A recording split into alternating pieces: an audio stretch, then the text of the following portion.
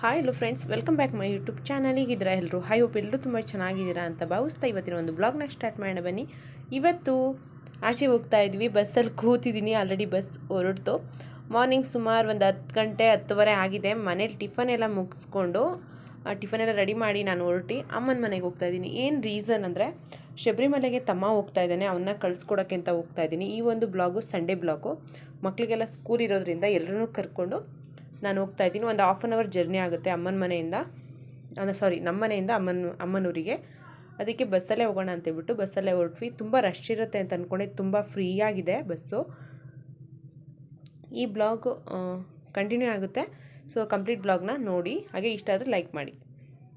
ತುಂಬ ಖಾಲಿ ಇತ್ತು ಬಸ್ಸು, ಫ್ರೀಯಾಗಿ ಕೂತ್ಕೊಂಡು ಹೋದ್ವಿ ಊರಿಗೆ. ಸೊ ನಮ್ಮೂರಿಂದ ಅಮ್ಮನೂರಿಗೆ ಒಂದು ಹಾಫ್ ಆನ್ ಅವರ್ ಜರ್ನಿ ಆಗುತ್ತೆ ಅಷ್ಟೇ.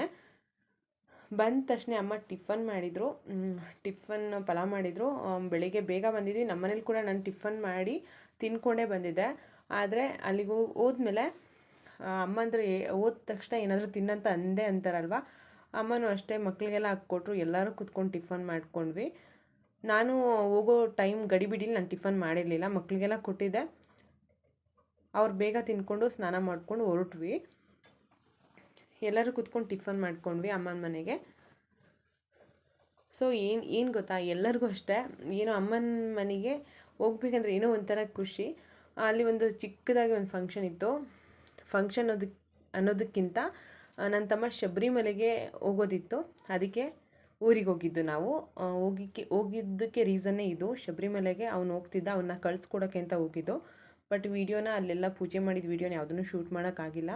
ಏಕೆಂದರೆ ಅಲ್ಲೆಲ್ಲ ತೊಗೊಂಡೋಗೋದೇ ಕಷ್ಟ. ಯಾಕೆಂದರೆ ನಮ್ಮ ಮನೇಲಿ ತುಂಬ ಜನ ನೆಂಟರು ಬಂದಿದ್ದರು. ಅವ್ರಿಗೆಲ್ಲ ಅಡುಗೆ ನೋಡಿ, ಇವಾಗ ಪಾಯಸ, ಅನ್ನ, ಸಾಂಬಾರು ಎಲ್ಲ ರೆಡಿಯಾಗಿದೆ. ಒಂದು 10-15 ಜನಕ್ಕೆ ಅಡುಗೆ ಮಾಡಿಟ್ಟಿದ್ದೀವಿ. ಅಮ್ಮ ನಾನು ಇಬ್ಬರು ಸೇರಿಕೊಂಡು ಇವಾಗ ಬಜ್ಜಿ ಮಾಡೋಣ ಅಂತ ರೆಡಿ ಮಾಡ್ಕೊತಾ ಇದ್ದೀನಿ. ಎಲ್ಲ ರೆಡಿ ಮಾಡಿಕೊಂಡು, ತುಂಬ ಚಳಿ ಇದೆ ಫ್ರೆಂಡ್ಸ್, ಎಷ್ಟು ಚಳಿ ಇದೆ ಅಂದರೆ ಹೇಳ್ಬಾರ್ದು. ಹಾಗೆ ತಮ್ಮನಿಗೆ ತೊಗೊಂಡೋಗೋಕ್ಕೆ ಇದು ಕೊಬ್ಬರಿ ಚಟ್ನಿ, ಇದು ಕೊಬ್ಬರಿ ಪುಡಿ ಮತ್ತು ಚಪಾತಿ, ಚುರುಮುರಿ ಇಷ್ಟೇ ಸಾಕು ಅಂತ ಹೇಳ್ದೆ ಅವ್ನು ತೊಗೊಂಡೋಗೋಕ್ಕೆ. ಅದನ್ನು ಕೂಡ ರೆಡಿ ಮಾಡ್ತಾಯಿದ್ದೀವಿ. ಅದೆಲ್ಲ ರೆಡಿ ಮಾಡಿ ನಾನು ಊರಿಂದನೇ ಸ್ನಾನ ಎಲ್ಲ ಮುಗಿಸ್ಕೊಂಬಂದಿದ್ದೆ. ಸೊ ಇಲ್ಲೆಲ್ಲ ಅಡುಗೆ ಎಲ್ಲ ಮಾಡಿಕೊಂಡೆ, ಅಮ್ಮ ಎಲ್ಲ ಸೇರಿಕೊಂಡು. ಆಮೇಲೆ ಪೂಜೆ ಎಲ್ಲ ಮಾಡಿ, ಆಮೇಲೆ ತಂದೆ ತಾಯಿಗಳಿಗೆಲ್ಲ ಪಾದ ಪೂಜೆ ಎಲ್ಲ ಮಾಡ್ತಾರೆ. ಅದು ಯಾವುದನ್ನು ವೀಡಿಯೋ ಮಾಡ್ಕೊಂಡಿಲ್ಲ ನಾನು.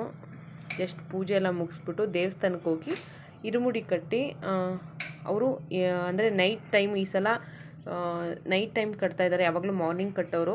ನಾನು ಬೆಳಗ್ಗೆ ಬಂದೆ, ಸಂಜೆ ಒಂದು 8 ಗಂಟೆ ಹೊತ್ತಿಗೆ ಇರುಮುಡಿ ಕಟ್ಟಿದ್ರು.